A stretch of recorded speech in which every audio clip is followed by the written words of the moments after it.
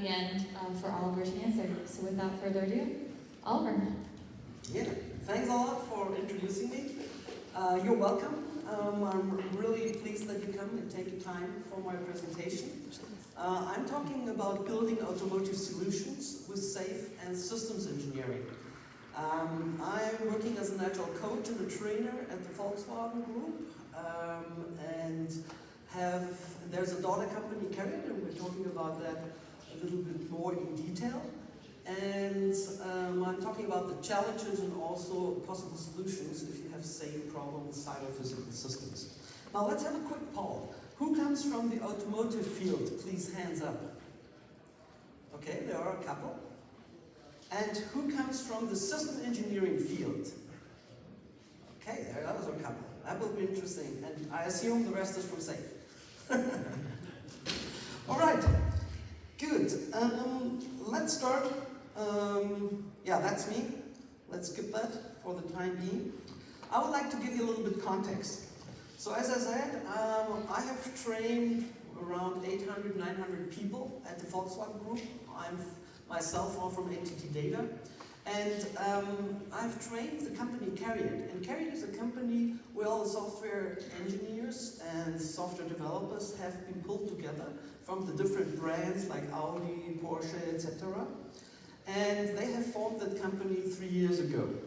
The idea is to create a powerhouse, a software powerhouse for the Volkswagen Group. So they are developing, like the iOS on the Apple,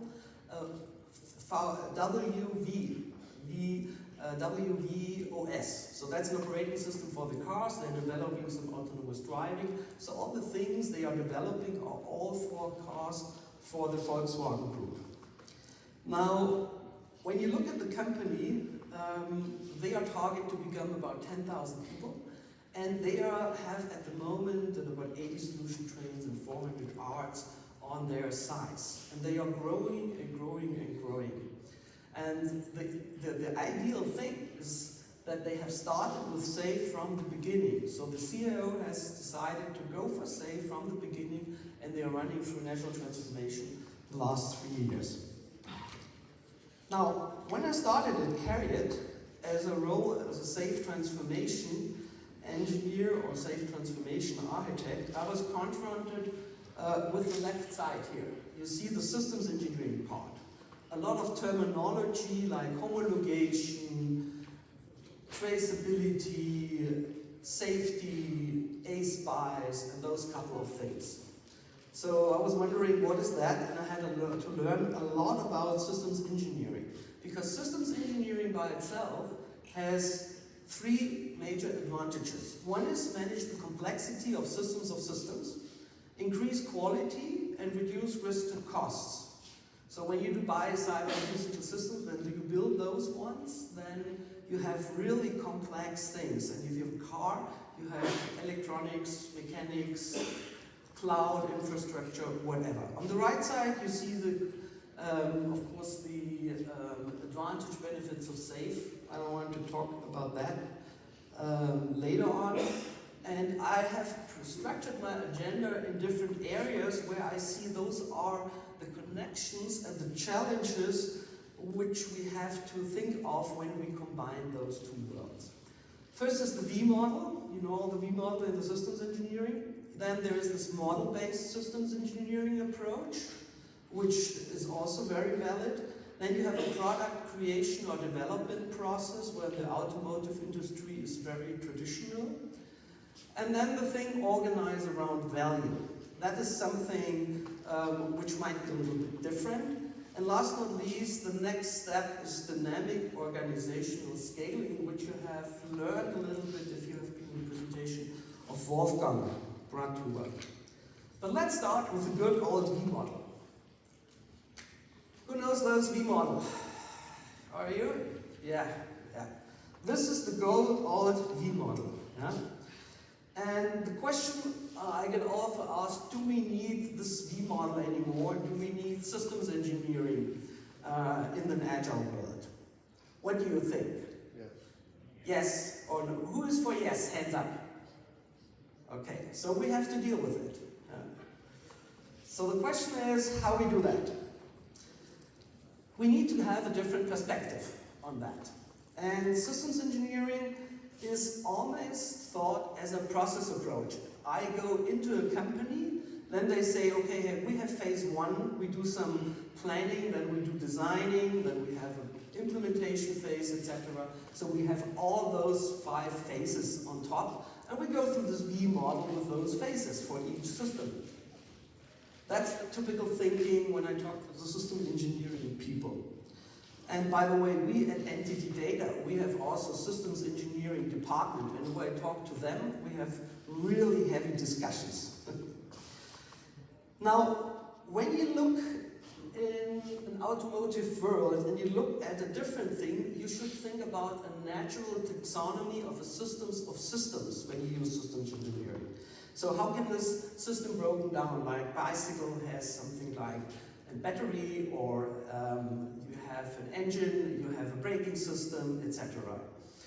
The second thing is you use model-based things to engineer that architecture. Architecture is a very important thing where you can use systems engineering. Then you have traceability relations and of course safety. Now in the agile world, you have often the view, if you're doing agile, oh, it's quite easy, we can do it, we are just done, it's faster, cheaper and easier. Not so in the systems world. Yeah? This means you can get that outcome if you create a website or something like that, but it doesn't necessarily mean that the subject matter, building a car, is somewhere easier. So this means you have to go to these different areas, you have to test the system, integrate the system, etc. of the V model. Now the trick is here, what we have found out to separate the process from the taxonomy of the V model. So you have a structure in the V model, but you have also a process. And the process approach is something when we go into the lean agile work where systems engineering can learn a little bit. We start with systems of systems. If you look at this complex picture, and by the way, the presentation is quite heavy from the content, so if somebody gets sleeping, I don't care. it's heavy in the context, just to let you know. You start with user requirements, system requirements, architectural requirements, etc. The good old approach to have that validation and verification implemented. And the game changer was this perspective, because the complexity still exists in the product, but it should not steer my process. So what we need to do is we need to separate the what and the how.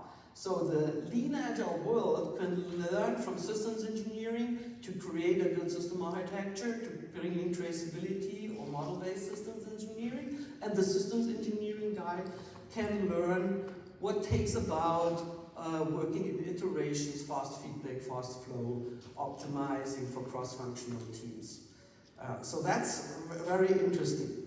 And on the other hand, you have to bring in functional safety and all this kind of stuff to make sure that every part of the product is absolutely critical. I can give you a short story we have developed on the engine level. So I'm working with the Agile release tool, you just do the driving. So pressing the pedal and then you drive and start, stop, etc.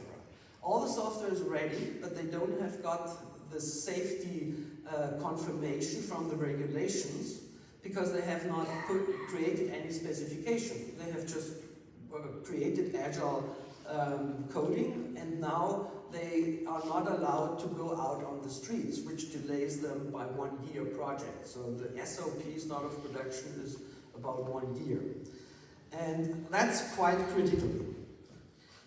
So what we should do is take the systems engineering best practices, like the model-based systems engineering approach, and work on and use that to work with SAFe again. That's a picture which I have already found a couple of years ago through the 3-2-1 gang. Maybe you know those, and have extended that by the backlog. So when you start, for example, you do a context systems diagram, you do use case diagram. For example, you want to refill your battery. Yeah? You have a user, you go to a charging station, you want to refill your battery, you define the system context. The next thing is to specify this behavioral flow. So what you are doing, you bring in basically you open a tank, bring in the charging cable and start charging. That's the behavior you put in activity diagrams. Then you define the interactions in the black sequence diagrams, and then what you get on a high level, you have with those interactions something like park, change lines, a solution epics and solution roadmap. So the model-based systems engineering helps you to develop in a structured way the backlogs. Then you drill down to the logical parts, like you have subsystems like the battery, and the battery can then be charged or can be empty. You identify the behavior, and you are then one level down on the agile release train level, and you define your program backlog. So you can use this model-based systems engineering not only to define your architecture, but also to find the right backlog elements on the right level. Now, question. The systems engineer, who is that on the SAFe framework? Where is the role of the systems engineer in the SAFe framework? Like an enterprise architect? Yeah. Can be a team member. Yeah. It's not really defined. It's not really defined. Yeah? And we have thought about a couple of possibilities what you can do. The first answer to put in, let's say, the solution architect or solution engineer can be the system engineer, or the systems engineer on the art level. But there's only one person, maybe two persons, they can't do the work. You need to have additional systems engineer for cyber-physical system. So there's a possibility to put them on the teams, and they have cross-functional teams, or you also define system engineering teams doing the work on the art. And last but not least, if you have really a complex system with a big solution tray, there might be a complete art, as like at Volkswagen, there's a complete art defining the architecture. That's a system engineering art. What we have seen, we prefer to have this cross-functional approach with some governance of the system architect on the release or solution level. Now, let's spotlight on the product development process. You know maybe the old good product development process for cyber-physical systems or for hardware. And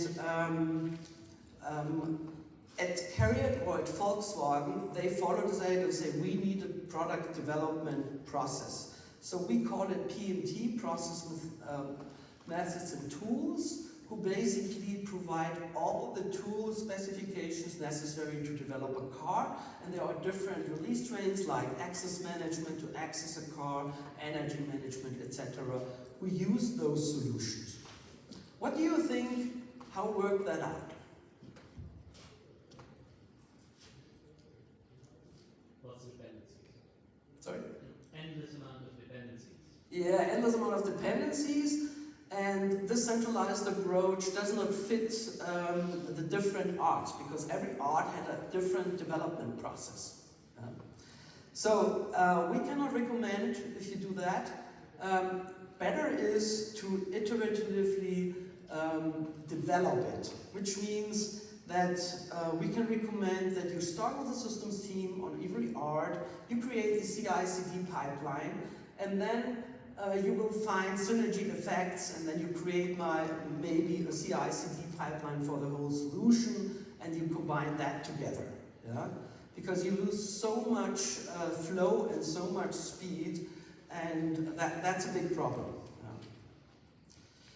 Now, second thing is, you know maybe that pattern, that's a standard pattern from SAFe for automotive value streams. So you have the operational value stream, we call it the PAP, or process or product development stream, which manufactures the car. So that's the top green one. And then you have another development value stream which defines defines the specifications, how to manufacture, the bill of materials, the testing specifications, etc. That's the second blue line. And last not least, you have so-called process method tools, which are using to build this business objects for systems engineering. And that's the three-step approach which is normally happening. Now, when you go and optimize that and say, okay, I optimize it for flow, I do a continuous delivery pipeline, you do this probably bottom up. But the interesting thing is when you come to the top, and that's where we place the music for the automotive vendors. And you know, we know Tesla is one of the most agile and lean company when it comes to automotive. They changes 50 parts in a vehicle a day. This means when we come to other traditional companies, they take months to change in a series of vehicles and not a day. For example, you have a different head-up display, or you have a different window opener, etc. The second thing is each car gets homologated by itself. Those one who knows what homologation is, it's a certification for a certain country, which is quite effort, and it gets homologated by each individual car. So this means that pipeline, here, this pipeline is more or less the heart of each automotive company. As Elon Musk puts it, the factory is the product. And to produce very lean, that's the way where you need or you can go with your automotive company. Now, secondly, I need to check the time. Oh, it's over here. Compliance and regulations. Now, when we talk about compliance and regulations in automotive, we talk about traceability, we talk about ASPICE, we talk about safety, we talk about homologation, or cyber management systems, or any other update system. So those are the real regulations. And I would like to give you here some hints how that works. Because we have found in entity data with our system engineers that there are auditors who just check by the books, by the law, and by the letters. And say, okay, you have to do this, checklist, checklist. And there are other auditors, mostly the most experienced ones, who say, okay, there's a certain goal behind each checklist and why we have a certain safety condition. For example, when you go with elevators, there's a safety condition that each elevator, when the rope is cut, the elevator is not going down. It has to bring out some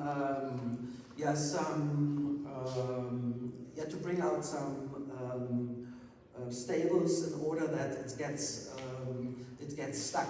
Yeah? So that's a security, and this security has to be brought in. So it's a regulation, for example.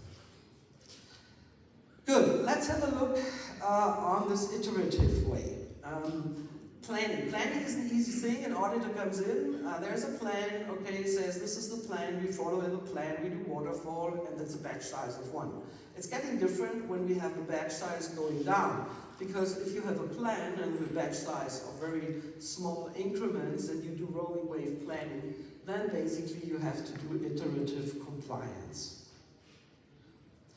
Second thing is, what might be very interesting, is that you should separate between so-called transient object and fixed objects. When you do a transformation, there are objects like requirements which need to be fixed, like safety requirements. And there are transient objects like features of storage which can change. I'll give you an example. You want to have a supplier build a circuit board for your car, and the circuit board, you want to experiment about the electromagnetic shield. Now, in order to create that requirement, you do some experiments, some spikes, etc., and then you find out the right requirement.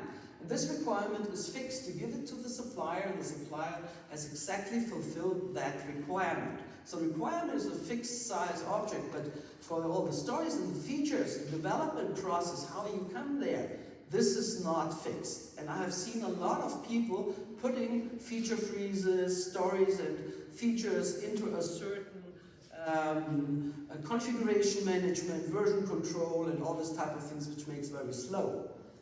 And that's not the case. You have to put in the fixed requirements, the results, the decisions in config management to follow the traceability. And it's very important that you decide what is a transient and what is a permanent object.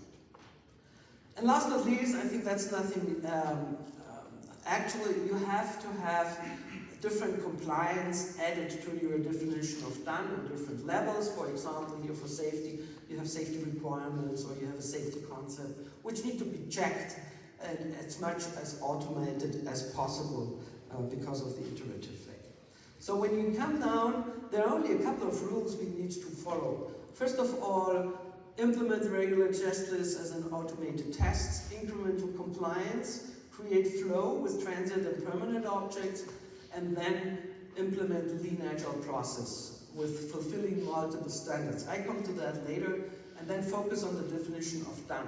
To give you an example, the definition of done is something which is absolutely crucial. For example, when we talk about Tesla, they have agile teams who are only steered with the definition of done. Those agile teams are not really long-lived. They have sprints of several days. They maybe last 2-3 months and then they are gone. People join those agile teams and go away within hours because they are all steering with the definition of done. So their agile teams are completely dynamic. It's not the idea I have an agile teams for years, etc., etc. This, we come to that later on, but that's a very, very important thing. Now, let's talk about process compliance. This is a slide which I have borrowed from my colleague Petros from Applied Safe. And that slide shows you very well what is the issue. I was working with Audi in a project, and they tried to create a process model according to ASPICE. So when you start, the companies make always their life easy. On the left side, you see basically a process model from a certain standard, and you implement it in your company. And you do the check, and it works for you. This is typical how it will be done. But if you have different process model and you want to do all the process model in a company, you have a problem. And those are the process models which are merely dead, nobody is living it. Everybody who has some quality management certification, they say you follow the process, but nobody's really following it. Yeah? That's the reality how it works. So what you should do is, you should create your lean, agile way of working, the safe working, and put them in the process model, and link them together with the different standards on the left side, and map them. And that is something which really is helping you, because you need to define the processes, and also you need to make sure that you adhere, you follow the processes. And it's easy, because if you follow the processes, then you have full backlogs, you have a lot of tests, you can have reports about stories done, that's easy. And the last thing, which is the safe mantra, is you have to teach the people in the process. So train everybody and launch agile release trains. So with that 3 areas, you fulfill most of the standards and most of the compliance things. Now, I come to a very interesting last part, and that is organized basically around value. And for that, I would like to show you the example of the Carrier operational value stream. It's just the example of a software company. So they produce a software stack, they license it to a brand, and say, okay, the Volkswagen operating system you get by X amount of money. So you have a sales cycle, you contract it, you provision it, and you have renewals to the software licenses.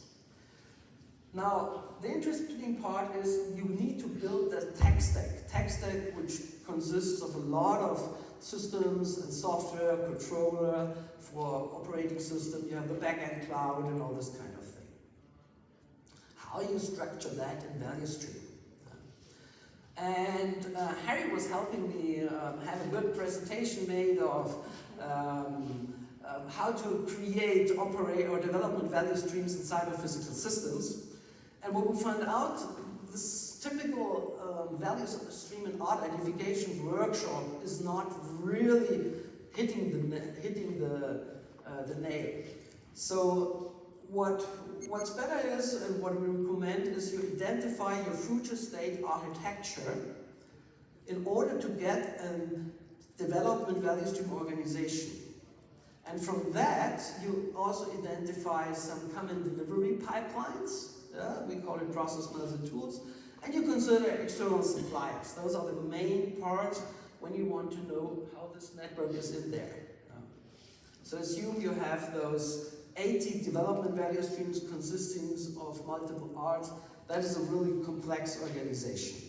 Now I can show you what Carriot has. You see that picture mainly on the website, saying that, okay, that's basically what we sell. We have an operating system, we have a hardware, we have this big loop collecting all the data in the cloud for navigation, for customer experience, and on top we have basically some applications for body, for autonomous driving, etc.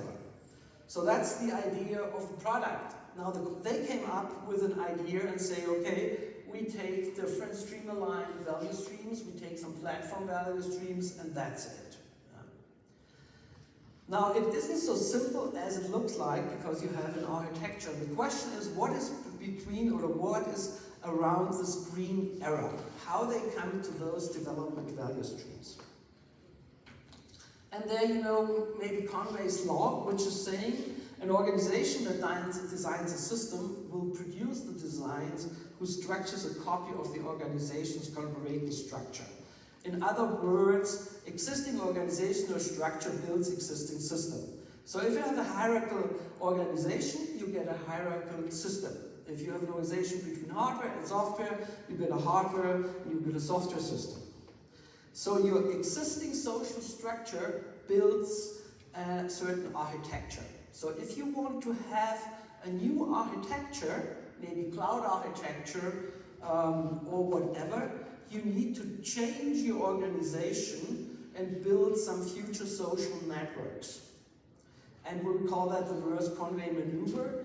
So in order to get a new architecture or a new way of product, you need to change the organization.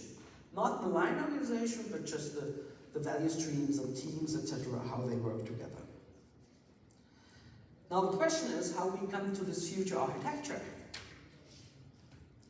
And this is exactly where model-based systems engineering helps about. We use the RFLP approach. The ones of system engineering knows that. RFOP stands for features, requirements, functionality, logical, and physical solution. So you have a system of systems. For example, you have a mobility system, you have a backend, the vehicle, you have this energy supply system. That's the typical mobility automotive solution from tomorrow. Now, when you work there, you create then so-called features. So let's give me an example. You have start, stop, and driving. So start, stop, and driving, those are different features. The requirements would be that, for example, to speed up within 10 seconds from 0 to 100, or to decelerate from 100 to 0 within 2 seconds to have a good braking effect. Those would be two requirements. So then you need to create two functions, which are accelerate and decelerate. You have then logical elements combining those functions, and that's the speed controller. And then you bring it on a physical controller or whatever you need to implement it. Now that's the RFOP approach. Those of you who know system engineering very well, that's a standard approach there you can use. And this is a perfect approach to model more or less the whole architecture. And when you go then, here you see a sample from the so-called reference architecture for mobility solution, which means Volkswagen has created that by the RFOP approach and has created the back end, the driving system, body system, etc. So have you clear architecture of systems and subsystems. Now, and with that, you can then easily map it to value streams, because each system you are building is your product and can potential a value stream. So then you have a mobility system with a vehicle system, a back-end system, a body system, or a light system. So the clue of getting good value streams in cyber-physical systems is that you have a very good architecture around systems of systems. Now, direction I'm also getting when I'm introducing agility, say those logical systems like the back end or the vehicle is so complex that not a team of 10 people cross-functional can do that. So we need to scale that up to a cross-functional art and to a solution train. And then we can work up with about 400 people. And that's exactly what we need to do. Further, we need to navigate through architecture and product spaces for dynamic scaling and dynamic organizational scaling. So you need to align the organizational space, the problem space, and the architectural space in a way that the organization is really dynamically scaling to the product and the problem space and also the architectural space. But that's quite future. We need to work on that quite heavily. We're talking then about solution areas, dynamic scaling, and all this part which Wolfgang has told about in the morning. So that's about it. I hope you enjoyed the presentation. Thanks for your attention. And now I'm open for any questions.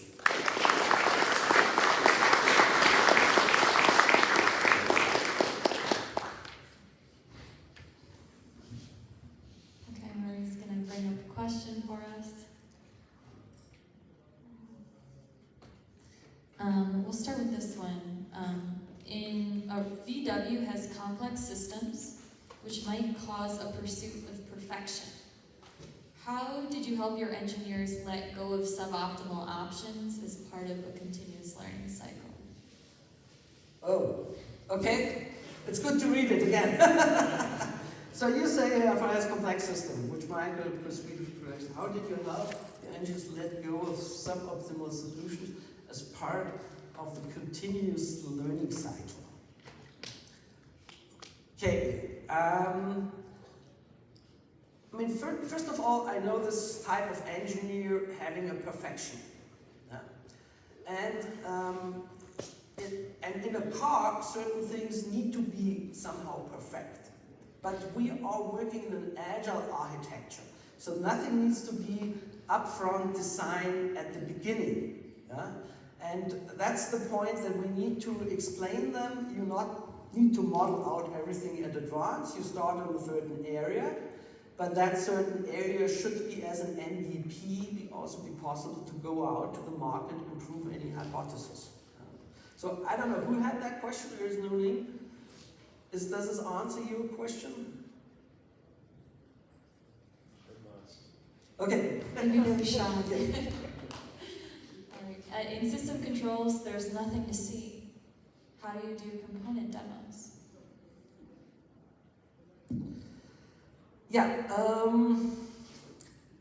We had the problem with the cars. We were talking about drivability of a car. So the software units, etc. It's very difficult to show that. But there are so much simulation tools like MATLAB and Simulink and whatever, which allows you to show then the difference between before. And next week we actually do a system demo with a real car. So we go into a driving center where all the software will be played on the car, and then people and business owner can really drive the car and feel the difference. So that's the first thing. We are really working with the system demo on a car. Yeah? So I'm very excited how that works out. How do you plan properly for external dependencies that are arbitrary in length? So regulation, compliance, certs, like those mentioned. That are arbitrary in length.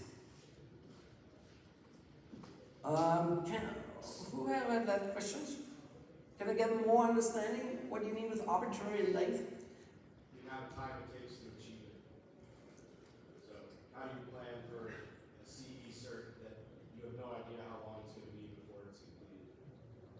Yeah, I mean the thing is that you need to plan iteratively. Yeah, it's with the solution intent. You have a certain amount of uncertainty at the beginning. Yeah, you cannot definitely plan an end, but you start exploring. You know, I would always go for exploring the part of the highest risk, and the highest risk is always regulations. Yeah?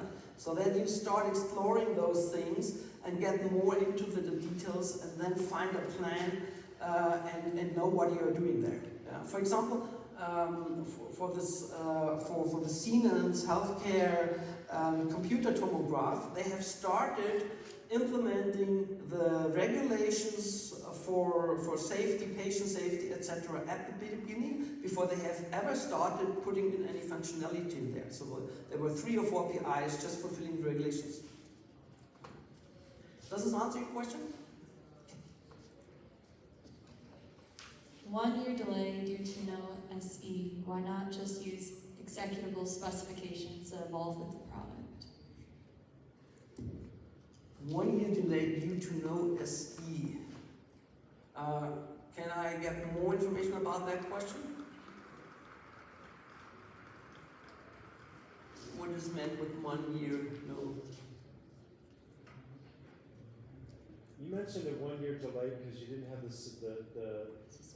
specification from the governing body, because you couldn't drive the car on the road yet.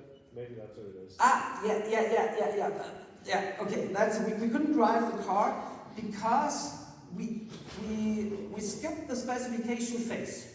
So we just didn't do it. Yeah? So we just implemented it because of pressure and getting that done. And then at the end, there is basically you need to drive the car and get your regulations for safety. And then they had to rework all the specifications again. There was not system engineer, but they just thought, yeah, we are working in an agile way, and we don't need any specifications anymore.